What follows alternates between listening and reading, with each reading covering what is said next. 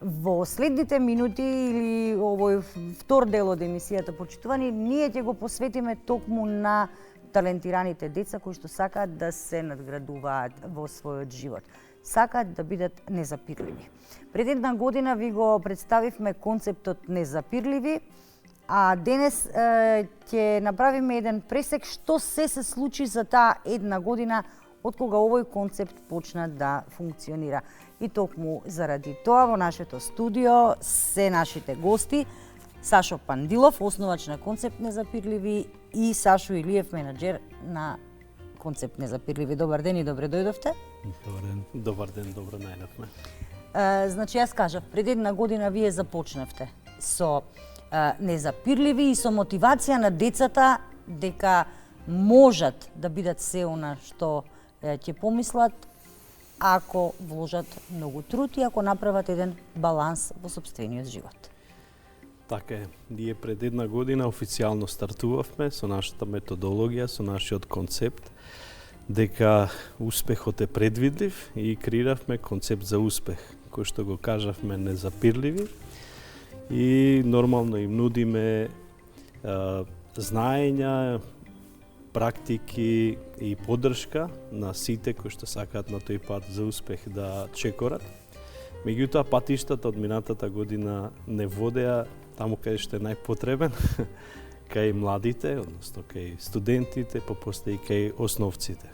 Сега, кога сме веќе кај студентите, кај оние што веќе, да речеме, некако се осознале и сватиле што сакаат да бидат во животот, тие кои тука некогаш се прави грешка, но да речеме во поголемиот број случаи, тие веќе знаат што сакаат со себе.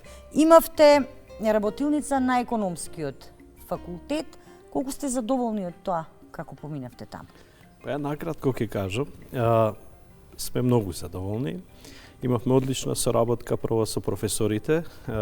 Поздрав до целиот тим во економски факултет кој што веќе размислува прогресивно, размислува креативно и ја виде вредноста на концептот на развој преку три нивоа, нели, духовен, интелектуален и материјален.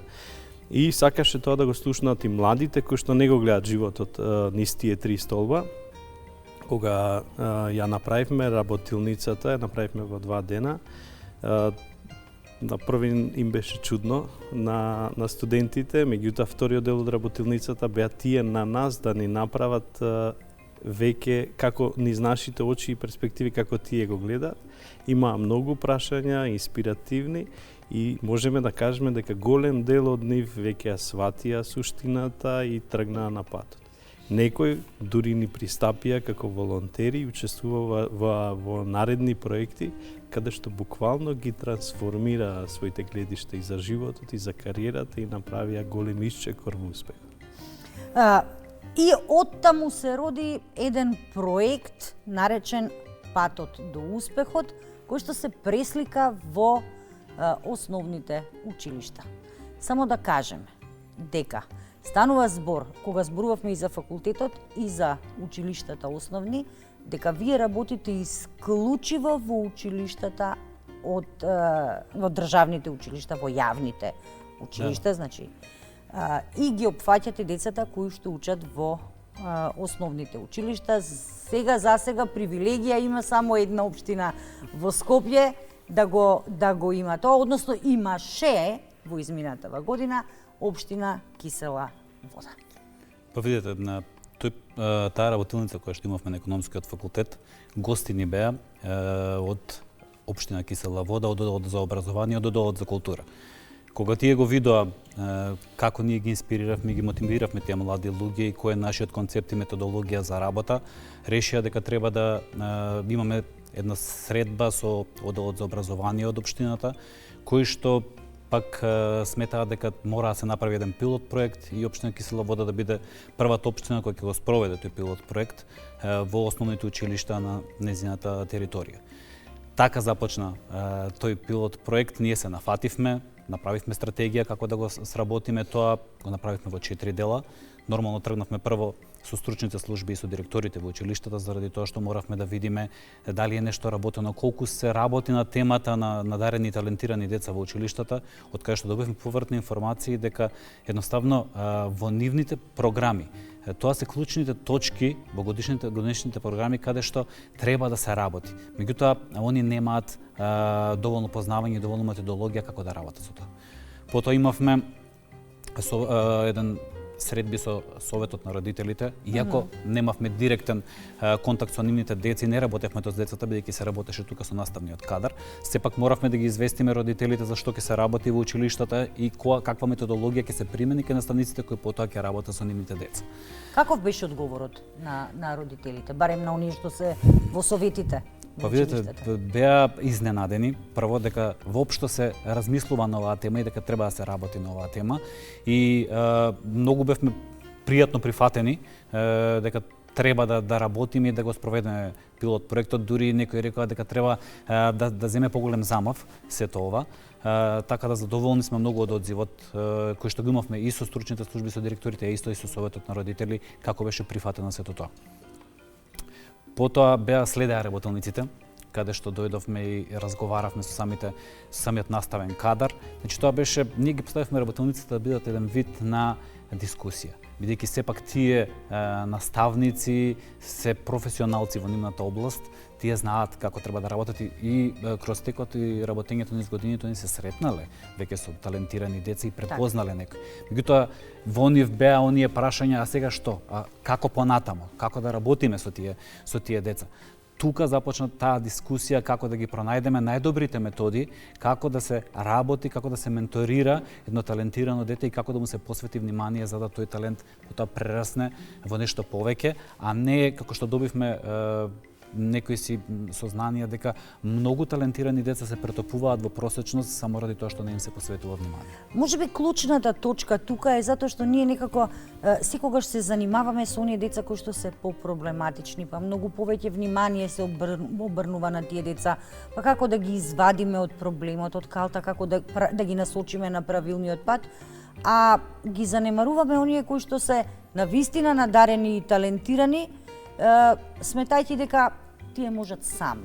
Точно. Ама не можат. Така е. Дефинитивно, тие што се надарени и талентирани, Господ ни ги праќа со некоја цел. Можеби ни ги праќа да поведат на подобро. Така. И просечност, а и на оние што им треба повеќе помош. Затоа ние тоа го гледаме како некоја повозвишена цел и дарба и на талентираните посебно обрнуваме внимание. Воедно апелираме и кај секој човек да може да си се пронајде, да си го пронајде својот талент, својата силна страна и да биде дел од целокупниот мозаик на една смислено живење. Затоа го фокусиравме овој пилот проект на талентираните дечиња и нивна поддршка. Иако во нашата методологија, подоцна кога ние ќе ги инспирираме, поддржиме талентираните деца и ќе растат они во својот капацитет и перформанс, така создаваме услови и просечните да бидат инспирирани да станат талентирани. Да бидат подобри од тоа што се. Така, и се оди нагоре во подобра смисла. Имате ли комуникација со родителите на децата кои што доаѓаат кај вас, со родители на талентирани деца, какви се нивните? Ни пристапуваат доста родители, значи после работилниците, дека премногу сме ги инспирирале децата, затоа што после работилниците со наставниот кадар ние дадовме задача тие да креираат настан кои што ќе бидат приредби на талентирани деца. Да, имавме можност да погледнеме дел фотографии од она што го правевте. Меѓутоа и веќе да им дадат свесно значај и насоки како да бидат они поддржани и менторирани. Многу деца беа инспирирани, сакаат да тргнат по тој пат. Добиваме секојдневно повратни информации од наставници и од родители дека децата не застануваат на таа приредба, веќе ни спремаат нови изненадувања во тие училишта, нови приредби. Родителите се збунети, исто како што беа збунети и наставниот кадар, бидејќи кога нешто знаеме до некаде ќе го кренеме нивото на поддршка на детето, али тоа се уште бара да расте, а ние не знаеме, тогаш се јавува таа несигурност и најчесто тука дигаме раце или се насочуваме на друга страна. Затоа ние Видимо, креиравме... ви праше го таткот. Затоа ние креиравме концепт на повеќе нивоа, каде што јасно ги дава насоките, препораките, што сега да се направи со таа дете. И како заокружување на она што вие го направивте во текот на изминатата година во општина Кисела Вода, всушност дојде и формирање на еден совет за управување на правата на детето во самата општина. Кисела Вода е единствена општина сега што има формирано ваков совет. Да, Кисела Вода е првенец во нашата држава кој што направи локален совет за унапредување на правата на децата. Значи тоа беше еден проект кој што одеше да речеме паралелно со нас, така да тука беа вклучени многу деца од средните училишта кои што ги кажуваа, од основните училишта кои што кажуваа своите гледишта што треба да се подобри во општината, што треба да се направи за децата, што треба да се унапреди за нив. Така да можеме да кажеме дека сме горди што сме дел како членови од тој совет и што ќе работиме заедно со другите членови да сите тие одлуки кои што беа донесени од страна на децата бидат спроведени од страна на општина Кисела Вода, бидејќи општина Кисела Вода сериозно го свати тоа и затоа и се формираше тој совет. И во самите цели, стратешки цели на општината, на советот стои дека за надарените, талентираните деца ќе има континуирана работа заедно со здружението, нашето здружение, бидејќи ние формиравме и граѓанско здружение Незапирливи, ќе работи заедно со граѓанското здружение на унапредување и на работа со талентираните и со надарените деца. И сега, кога сме веќе кај правата на децата, стои некаде во тој совет дека децата имаат и некакви обврски? Точно. Да. Буквално и кога беше формиран советот, бидејќи не бевме само ние како представници нели на повозрастните, туку имаше и од децата од средното училиште, на кои што им кажавме дека им се дава сега можноста да го покажат својот глас, да кажат што треба и како треба, а ние да бидеме тука повозрастните кои што ќе ги поддржиме во спроведување на нивните одлуки. Значи не е тоа дека ние возрастните треба да работиме за нив, туку тие се тие кои што треба да го сработат сето тоа, а ние само да ги поддржиме тие одлуки да бидат спроведени на дело. Одлично. Што е она што го планирате? Годинава ни е, па речи си на почеток. Имате веројатно планови.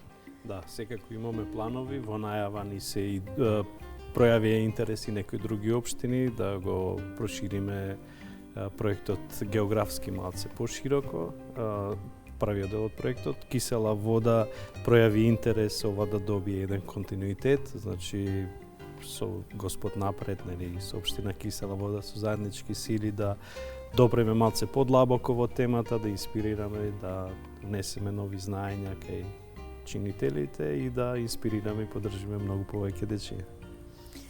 Јас искрено многу ви благодарам што бевте денес гости во нашата емисија. Ви посакувам успех во она што го работите. Покажете дека вие сте незапирливи за да бидете добар пример за децата кои што црпат од вас искуства и се надевам дека ќе имаме можност да се видиме повторно кога ќе зборуваме можеби за проширување на проектот во некои други општини. Секако. Ви благодариме за поддршката и навистина ни значи вака поддршка за вас.